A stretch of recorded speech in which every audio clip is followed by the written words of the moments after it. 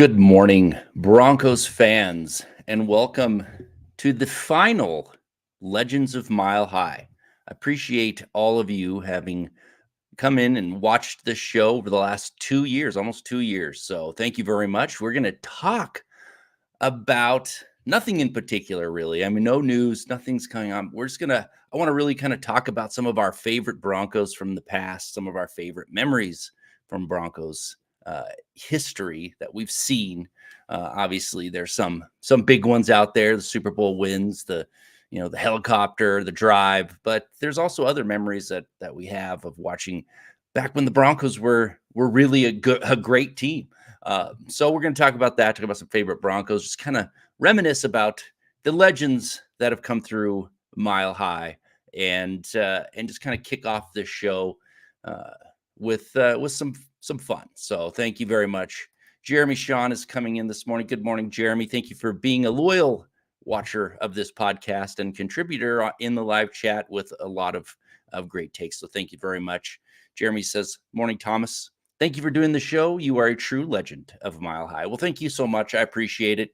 Yeah, I really, I'm not happy about not doing the show, but I just can't do it anymore. I got too much stuff going on, and I'll talk a little bit about that towards the end of the show. But thank you so much, Jeremy. Appreciate it. And Scott, thank you for the super chat. Really appreciate it. Scott says, "Awesome work, Thomas. Thank you for the Mile High Legends podcast." Yeah, thanks, Scott. And thanks for helping me out when I first was getting started here doing the show. This was my first show, first podcast I'd ever done. It started out a little rocky, maybe, but I found my groove, which was great, and you helped a lot. I appreciate it. Got to interview some legends. For sure. Carl Mecklenburg was on this show. Got to talk to DeMarcus Ware, Justin Simmons. So Ken Lanier had some great Broncos players on here. So yeah, it was a great time. But anyway, thank you so much for the support, and thank you for all the help that you gave me over the last couple of years podcasting. I am going to still podcast one show though. I was doing three. I was winding that down. I'm still going to be on Mile High Insiders on Wednesday night. I can handle one show with everything that's going on, and doing that with Luke Patterson. So you can still catch me in on Wednesday nights, but most of the time that is reserved for really news. But hey, if you want to talk about some old Broncos history or whatever, you just you come on that show and ask the question, and I'm more than happy to answer any of the Broncos legends questions. Jamal Killings is coming in. Thank you for being here this morning, saying, "Good morning, Bronco country." Yeah, thank you for that. Thank you for being here. Appreciate it. And then Tyler Brooks is also jumping in this morning. I appreciate you being here. I appreciate you being on the show. Thank you so much. And he says, "Thanks for your hard work and dedication, Tom. Some of us Denver fans struggle with daily life, and you sure do lighten a few of our moods, especially mine. A tip to you, a tip to the hat to you. God bless you and yours." Well, thank you, Tyler. I appreciate that. And it's great to hear that. I never know really how well I'm doing on this podcast, right? I just come on here and talk and let it go where it goes. And so it's good to hear that I am able to lighten your moods or bring you some sort of enjoyment. So thank you for that, Tyler. I really do appreciate it. Still will do it on Mile High Insiders. I'm probably a little more positive on this show because it's more about, stuff that I remember loving, instead of, talking about the current situation of the Broncos, which is, is pretty rough, but I still try to have a positive attitude. So thank you so much for that. And Eric Martinez is also checking in from Texas. Good morning from Texas. Eric, thank you for being here this morning. Really appreciate it as always. And then Steven's checking in saying, "Let's not trade up, but trade PS2 for a first and a third." Well, sure, we can talk a little bit about that. I mean, we can talk about anything this morning before we even jump into some of these past Broncos that we want to remember. But yeah, I'm not. There's two things for me on this. First of all, I have a hard time trading Patrick Surtain, only because you have an elite player at an impact position. They're hard to come by. If you look at the drafts in the past, people reach all the time to find that elite cornerback, and they end up, a lot of them end up not working out. So it's tough for me to trade Patrick Surtain, but to trade him for a first and a third that's not enough. I mean, go look at the Jalen Ramsey deal, see what they traded to get him, and Patrick Surtain's better, younger, and not as much of a, I guess I would say, call a locker room issue or just kind of he was kind of a pain. So I think Patrick Surtain is worth more than a first and a third. But I also understand that if you want to trade up to get your quarterback, he is your one piece in order to do that. You can trade a bunch of other players, but it's probably not going to get you enough capital to get you what you want. And that's the only reason to trade Patrick Surtain, in my opinion, is you're going to go after that top quarterback or one of the top two quarterbacks in the draft because you really love one of them. And that to me is the only reason you do it. And just to get a couple draft picks, I wouldn't do it. I wouldn't do it because for this reason, it's super hard to find another cornerback, but it's actually not great to, great. The draft is never a sure thing. I mean, you look at the drafts of the past and it's hit or miss. So it's tough to find. You might get somebody that's elite, but you might get a bust. So you know what you have in Patrick Surtain. But thank you for being here, Stephen. Appreciate it. And Eric is jumping in to back me up on that. We definitely need Surtain. We have one building block. Yeah. Excuse me. Yeah, he's going to be the nucleus of this team going forward. He's coming into his prime. He's still young.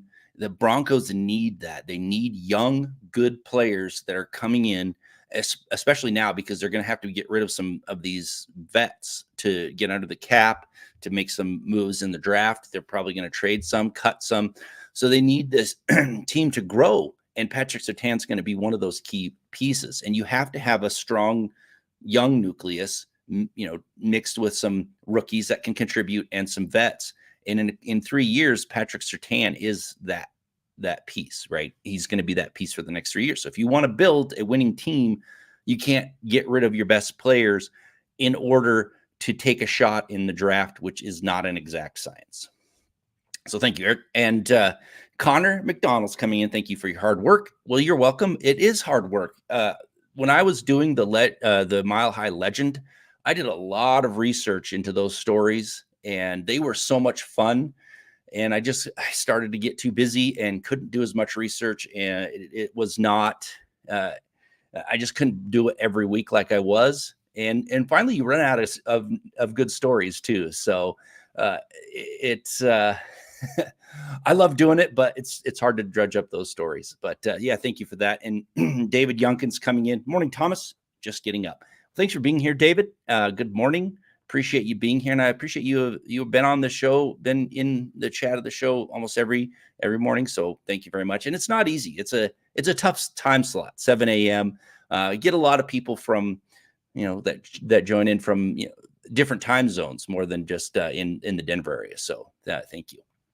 And then Jeremy's jumping in about PS2. I love PS2 not only for his talent but his temperament. He's not a me guy, which is rare for a star corner. Yeah. There's a lot of reasons to like Patrick Surtain.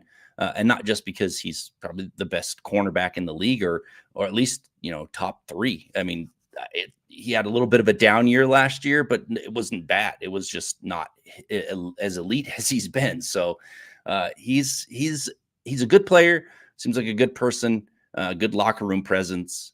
You keep those guys around. You just do. All right. So for the final Legends of Mile High, I want to talk about some of my favorite players. I want you guys to throw some of them out there, some of your great memories. When I first started watching the Broncos, the two players that I think were my favorites were Steve Watson and Louis Wright. And Louis Wright was getting towards the end of his career at that time. But still, he had one of his best statistical seasons. I remember when I was watching him later in his career in '83. Sorry. Excuse me. I got a bit of a cough this morning. In 1983, he had 6 interceptions, which was big for him because he typically didn't have a lot of interceptions. back. He was a shutdown corner.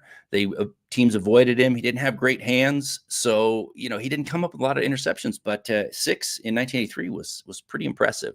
And he was in his just turned 30 that year, and but I remember that season. It was great. And then there was other times that Louis Wright did something amazing. I still, the story I told about when Dennis Smith blocked 2 kicks back to back. They called a timeout after he blocked the first one. Went blocked again. Louis Wright was the one that got the ball both times and was headed to the end zone. And the second time he won the game for him. So I remember Louis Wright, and Steve Watson was just fun to watch. I know that people don't think of him as a great receiver of the past, but he really was. In his 1981, he had a magnificent season. One especially for that year, he had a great season. Led the in NFL in touchdowns that year. Had a 95-yard touchdown, which was pretty cool. And then he had good stats all around. He got an All-Pro, second team All-Pro award for that year. Keith Brugman, thank you for being here, Keith. Thomas, hats off. We will all miss Legends of Mile High. Yeah, Keith, thank you. I appreciate you being here, and I appreciate you talking to us and being a fan of the show. And I'm glad that you're still doing your podcast. And if you ever want me to come on, I'll jump on there, talk a little Broncos if you want. But yeah, thank you for being here, Keith. So from 2 things are going on, right? I'm moving. We're selling our house. We're moving. That's a huge undertaking as it is. And we're not just moving across town. We're going to be moving across the country, basically. So it's a big deal. And then, so that's a lot of work, right? Getting the house ready to sell, getting packed up, getting moved, all that. But I'm also starting my own business, which is scary at the same time as exciting. So, but that's going to be, in the end, what it's going to be. We have a couple people right now going in and mining the data, from the film, but it's going to be every event that you can think of on a football field. You're going to have self-service access to that at a reasonable price. And there's going to be analytics involved as well. It's called Gridiron Intelligence. I've got the website up, but there's nothing on there. But it's www.gridironintelligence.com. We're going to write articles or learning articles that have, that are really based on analyzing play-by-play stats and things like that. But it takes a lot to get these stats logged. And then once I get a sample of data, I'm going to try and get some investors to help get the rest of the stats. But it's going to have grading, realistic and in context grading, and it's going to be easy to use. So for example, if you wanted to, if some rival team, you're at a bar and some rival team loudmouth's talking about how your defensive tackle on your team gets pushed around, you can go right in. No, as a matter of fact, he's only lost yards in the run game a few times, and he's above average. So stuff like that, really easy to access. So look for it. It's coming. Hopefully, I'll have the 2023 stats logged by August. And then we're going to be logging them during the week, during the season. So they'll be there. But anyway, that's what I'm doing. That's why it's so busy, and it's a lot of work to do both of those things at the same time. So that's why I'm stopping the show. But thank you for being here, Keith. And now we'll get back to what we were talking about. Tyler Brooks says, I was a huge Champ Bailey, Darrent Williams, Von Miller, and Terrell Davis fan. I've been a fan since Denver beat Green Bay in the Super Bowl. Best memory is we always had Brady and the Patriots number. Yeah, it's true. I mean, Brady beat everybody, but he didn't beat the Broncos very often, especially in the playoffs, right? I mean, he has a winning record against every team except the Broncos. He's 500, and in the playoffs, he has a losing record. So that's great. And yeah, I mean, that was the Green Bay, that Super Bowl when they beat Green Bay was my biggest highlight of watching the Broncos, because I'd watched them since the early 80s.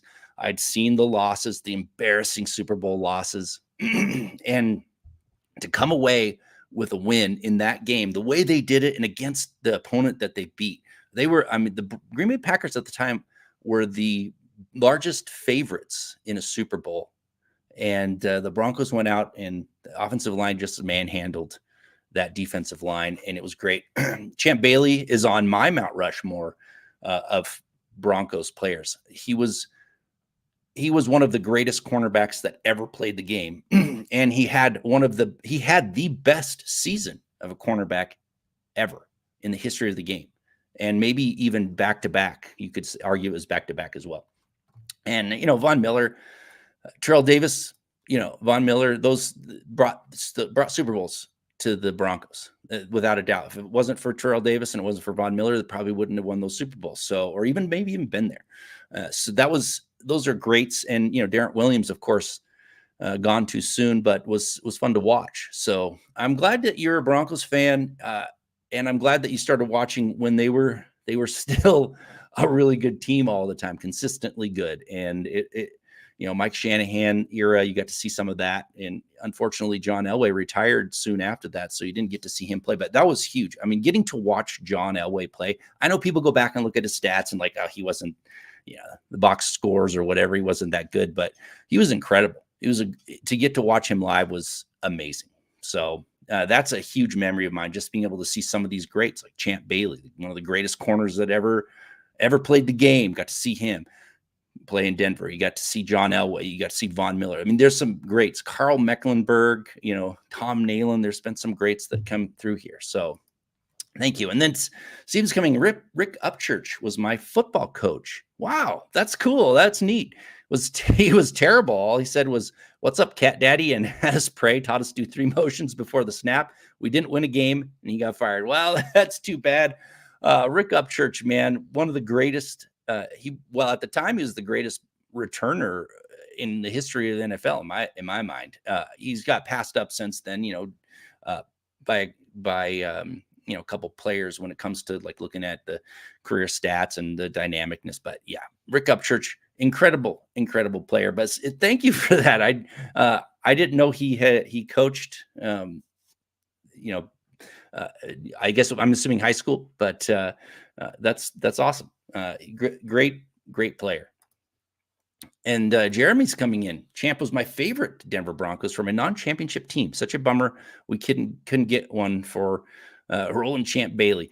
Yeah, I thought, he was a great piece, and it was a bummer that he wasn't there. He kind of just got too old to really play the game before the Broncos won in 2015. But man, he was definitely close, and it is a bummer that he didn't get one. But that doesn't take away from his legacy in the Broncos, in my opinion.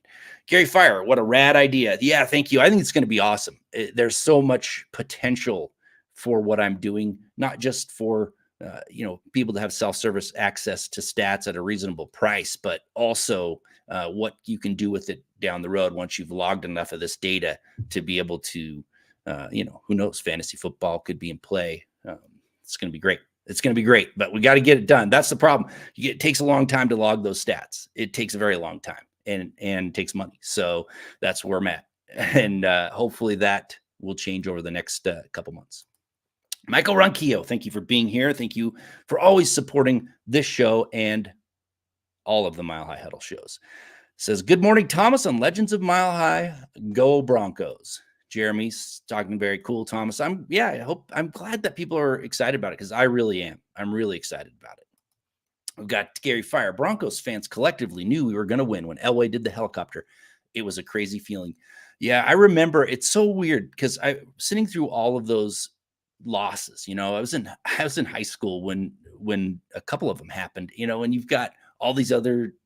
I was pretty much the only Broncos fan, except for one annoying guy was a Broncos fan for the game when they played the Washington Redskins. He'd never been a fan before, but decided to be a Broncos fan. That was annoying. But anyway, watching all that, and then you see those losses, and you're going into the Green Bay game. I didn't want anybody around. I was with some friends, but I was but kind of by myself watching it. And when that happened, I was like, okay, I think they're going to win this. And then finally, when Mobley knocked that fourth down pass down, and they won. It was pure elation. And then the next year, with all that pressure was off, I had a big party, big Super Bowl watch party. It was fun. Had a great time. So yeah, it was, that's a great memory.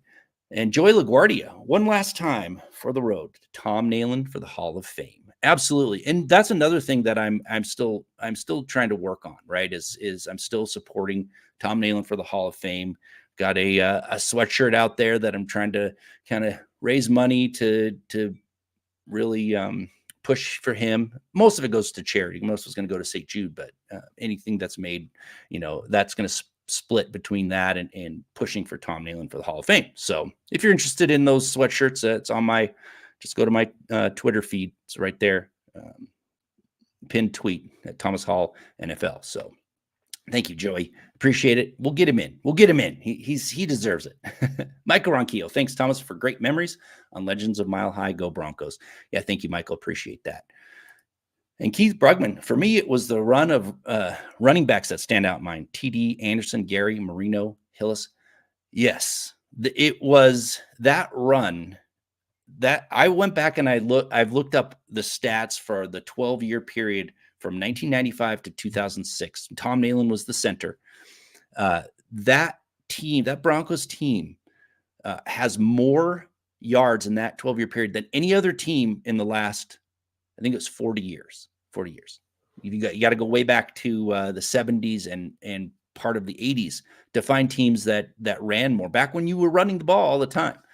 That had more yards. That's incredible. And it really, I think they're sixth since the merger, sixth all time since the merger, which is incredible. But they did it. I mean, TD, he's a Hall of Famer. He was an incredible, perfect marriage for that zone blocking scheme with him and that offensive line. But if you think about it, Olandis Gary, the 1,000-yard back in 12 games after TD got hurt. And when he went to Detroit, he couldn't perform, and then you got, Mike Anderson, you've got Reuben Drones, these people that you can't even think, they don't even remember, right? Tatum Bell got over 1,000 yards. You had all these 1,000-yard rushers from no name. I mean, these were no names. And then when they were anywhere else, nobody cared to have them on their team. So it was impressive. That run of rushing attack was very impressive, Keith.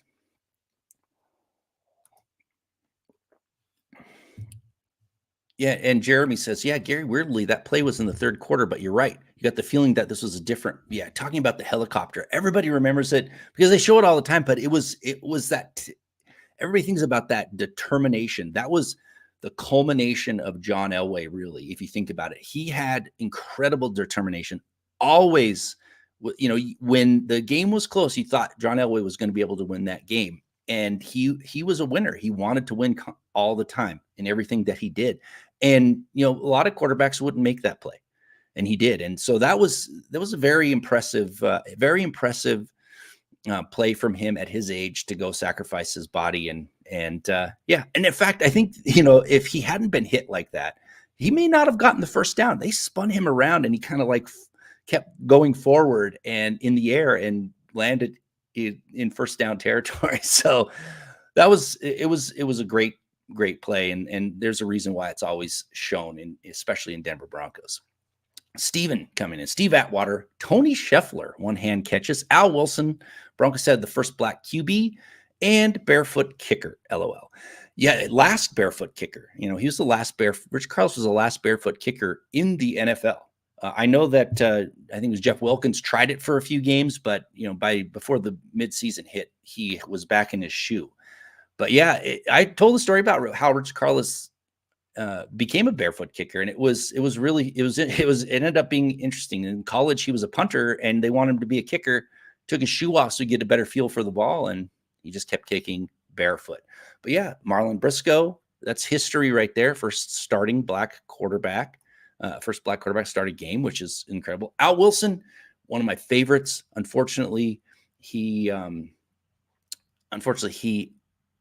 injured early and couldn't keep playing. Steve Atwater, Hall of Famer, loved him. Great. Tony Scheffler's somebody that I don't think about very often, but I do remember when he was playing, he was kind of fun to watch.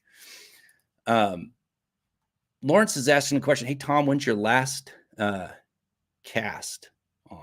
Last podcast. This is it. Mile High Huddle. This is my last podcast for Legends of Mile High. I am going to be on Mile High Insider still Wednesday night, can come see me there. I'll try and throw some history in there once in a while because it's always fun. But yeah, this is it. This is my final one. So final legends.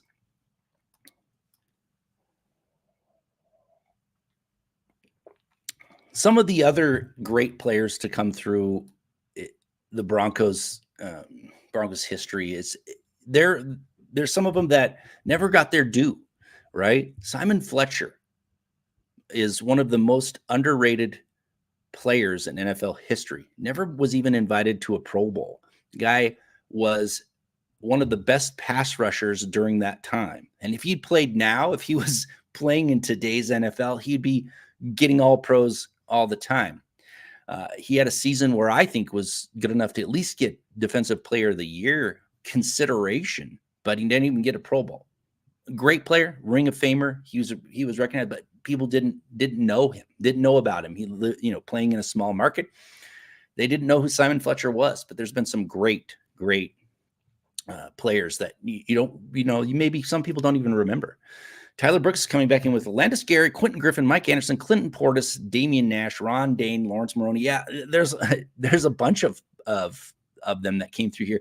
Clinton Portis, man. I'm glad they traded him for Champ Bailey because that was a steal. They fleeced the Redskins with that deal. But if Clinton Portis had stayed in Mike Shanahan's offense in that zone blocking scheme, I think he's in the Hall of Fame. I really do. I think he's borderline now with his stats and how he played. I don't think he'll ever get in, but he gets nominated and people kind of talk about him for the Hall of Fame. But those first 2 seasons in the orange and blue were absolutely incredible. His average yards per carry was over 5 yards. It was amazing. And getting Champ Bailey was better, but yeah, if he'd have stuck around, I think he'd be in the talk for the Hall of Fame for sure. And John's coming in. Thank you for being here, John. Saying it was so nice having John Elway and Kubiak as QBs for a lot of years. Boy, I'm sorry, I can't think there's some typos in there, but yeah, the funny thing is Kubiak was kind of slated in to be the starting quarterback. He was going to compete for the starting quarterback in 1983 because he was drafted rookie 8th rounder, I believe, and they were kind of penciling him in. And then, of course, John Elway got traded, and the rest is history. And Kubiak played the perfect role, perfect backup role, and then became coach. And gosh, Kubiak has as much good memories in Broncos country as almost as John Elway. If you think about it, his coaching and whatnot helped them to win 3 Super Bowls. So it was incredible. Jeremy says, I'm glad the Packers didn't have an Atwater or Al Wilson hitting Elway. Yeah, I mean, there were some hard hits back in that Super Bowl. Atwater, before that final play, basically knocked himself out and 2 other players with a huge hit. But yeah, I mean, it could have been bad, but it wasn't. It ended up being great. It ended up being a great thing when he did that helicopter. So, and Joey LaGuardia's coming back in. Need that running game back to mask some of our QB woes. Absolutely. I wish they would have been able to rely on the running game this past season more than they did. They didn't utilize that. And part of it was it wasn't very efficient. They didn't do a great job, but I think they didn't use it enough. And one of my first learning articles when it comes to play-by-play and looking at each individual play with this new analytics business, I'm going to put it up on the website hopefully soon, is a study on whether or not running the ball leads to wins. And people have done it. I've seen it. I've seen plenty of different, different analysis when it comes to running the football. But this one's going to be in depth, and I've already done a lot of the work, so I already know what the ending is. Basically, what we really found in that. But look for that. This is going to be fun. Michael Ronquillo says, these Facebook stars are for the last show of Legends of Mile High. Go Broncos. Thank you so much for the support. As always, you've been one of the greatest supporters of this show and all of the shows, really. So, Michael, I really appreciate that. Thank you so much. All right. couple other questions here, or a couple other comments I'm going to read, and then probably jump off of the show. This is usually pretty short. I try and keep it under 45 minutes if I can, usually around 30. But Tyler Brooks is coming in saying they had big Reggie White, and he was really non-existent in Denver's win versus the Packers. Remarkable, really. Yeah, and that's why if Terrell Davis, didn't win the MVP, Tony Jones could have been the MVP. I think you could make a case for Tony Jones, Steve Atwater, obviously Terrell Davis, and probably Tom Nalen. All of those guys really had great games, and to hold Reggie White, I think he had one tackle that entire game. Tony Jones did an impressive job because Reggie White is one of the greatest defensive linemen to ever play the game. When you talk about the greatest defensive lineman of all time, Reggie White is in that argument. It's Reggie White and a couple other people, really, when it comes to down, defensive tackle type, defensive end type, not edge rusher. I mean, Deacon Jones is the edge rusher, but I mean, really, it's Reggie White, and he was quiet. He was absolutely quiet. And that was, a different thing from when they won the year before. I mean, Reggie White played a big role. So Tony Jones shut him down, and it was impressive. It was impressive. I mean, Tony Jones kind of came out from nowhere. They traded for him from Baltimore. He had some good seasons, but man, he came to the Broncos. It was perfect fit for him to be on that offensive line. So Lawrence Rivera's coming in. Much love, Tom. You kick ass, bud. Thank you. I appreciate that, Lawrence. Yeah, it's one of those. It's one of those things where it's kind of bittersweet. I don't like shutting it down, but I have to do it. So, Alden Fish, thank you for coming in. Alden, appreciate it. Thomas, thanks for all the great shows of Legends of Mile High. Yep, no problem. I've loved doing it. It's very, very, very fun for me to sit here and talk with you all. Joy LaGuardia, because talk about Clinton Portis' costumes. Yeah, they were a little odd. It was always fun to see what he was going to come up with. It was, I tell you, man, he was a character. But yeah, I think you would have been a Hall of Famer. Gary Fire, thank you so much for the super chat, saying this is the best Broncos show. Reminiscing about the old days is the most fun. Thanks for all the good times, Gary. I really appreciate the support, and I really appreciate more comment, because I don't really know how great this show is. It's not one of the most viewed shows, but I think the people that do view it really enjoy it, and I really enjoy it.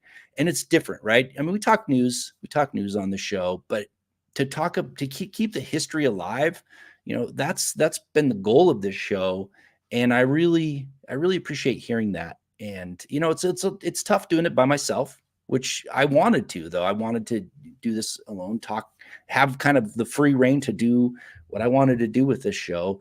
And again, it is bittersweet that I'm going to be shutting it down after this one and moving on to something else. But it has been a great time. So thank you, Gary. I appreciate it. All right, Jeremy's coming in with a question. Thomas, give me your favorite Bronco from each decade. All right, I can do that. So starting in the 80s, because I barely remember any football from I was too young from the 70s, but in the 80s, I definitely remember. 1980s, my favorite player was Carl Mecklenburg. I mean, obviously John Elway, favorite player throughout the decades, but but Carl Mecklenburg in the 1980s, my favorite player. I actually wanted to play inside linebacker because of Carl Mecklenburg. So yeah, and I did. So that's he's my favorite. 1990s was, from my perspective, it was Steve Atwater and then Terrell Davis. Those were the two, but it's hard to choose. So because Steve Atwater was there for the whole decade and Terrell Davis wasn't. So Steve Atwater from the 90s. The 2000s was definitely Champ Bailey. That favorite for sure.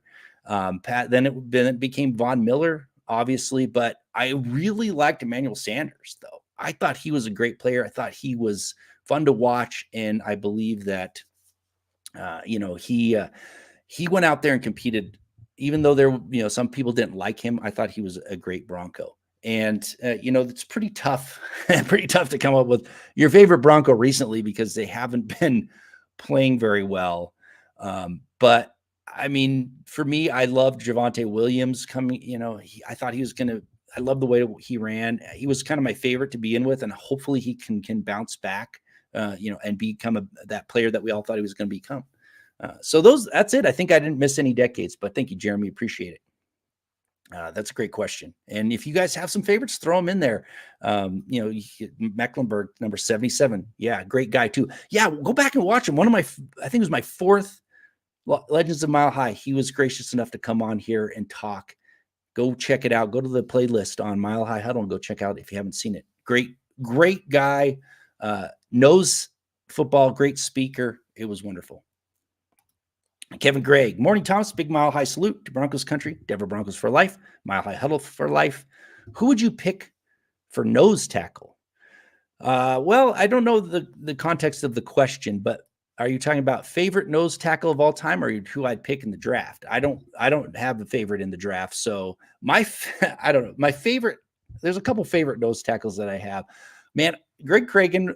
For some reason, I really liked him. He was undersized. He played his heart out. He was a really good nose tackle for his size. It was incredible. But Keith Traylor, that guy was fun to watch. He was amazing. I remember him Keith Traylor coming in as an inside linebacker. He's like 260-pound inside linebacker, drafted in the 3rd round, I believe. And got bigger, played in NFL Europe, I believe, came back at 320 pounds, came back to the Broncos and was a key fixture in winning those Super Bowls. So Keith Traylor's definitely one of those favorites in my mind. Tyler Brooks, I agree, Gary. Tom's a legend. Well, thank you for that. I really do appreciate that. And Keith Brugman's coming back. And Thomas, legends will live on in legend. Always make sure I was up every Friday morning to catch you and the podcast. Good luck, my friend. Thank you for that. I do appreciate that. And Keith, thank you. But again, like if you want to chat football with me anytime, I'm on Twitter, chat with me. I'm going to be busy, so I'm not going to be on social media as much. But if you have a question, hit me up. Or if you have a question, come to Mile High Insiders. I'll be glad to answer it. So thank you. All right. This is it. I appreciate everybody. I appreciate everyone that supported this show over the time. Thank you so much. I love doing this podcast, and it is hard for me to leave it, but I have to. So this is my last show, and thank you. I'm just going to say thank you to all the Broncos fans out there, everyone that came in and watched this show. Go back and watch some of the Mile High legends. They're fun, good stories. Check them out. A lot of them I put on Twitter just on their own. But again, thank you very much for all the support and being here. And Lawrence, I got to find Tom for a friend request. Yeah, I'm on Facebook. I don't go on Facebook very much. If you're talking about Facebook, friending me on Facebook, I'm there. I think, I don't even know. Just look up Thomas Hall NFL. You'll probably come up, probably find it, but I'll see if I can find you, Lawrence, on Facebook. But if you're on Twitter, I use that a lot, or X. I keep calling it Twitter, but I do use that because it's quick, so it's easy. So, but I'm around Thomas Hall NFL on Twitter if you want to join me there. But I'm on Facebook as well. I just don't check it that much. But yeah, thank you, Keith, coming in. Love you, bro. Thank you so much, everybody. Thank you so much for coming to the show. And check out Mile High Insiders. I'll be there for a while, but definitely go, once Gridiron Intelligence gets going, it's going to be fun. So you can go check it out, www.gridironintelligence.com. I'm going to put the first learning article up here this week, hopefully the early next week. So check it out. And once we get that up and running, you're gonna have some access to some great analytics and great stats, stuff that you won't get in one spot anywhere else. You got to piece it together, and we're gonna do it. We're gonna have pretty much everything you can imagine. We're gonna start out a little bit smaller, but eventually get there. So, and then Jeremy, thank you, Thomas. Really enjoyed the show. It seems so many fans these days only go back to the Manning era. It's true, but there was some great football for a very long time before Peyton Manning showed up. Really great football. One of the winningest teams in the history of sports. So, thank you very much. Have a great day, Broncos fans, and good luck. I hope the Broncos turn it around.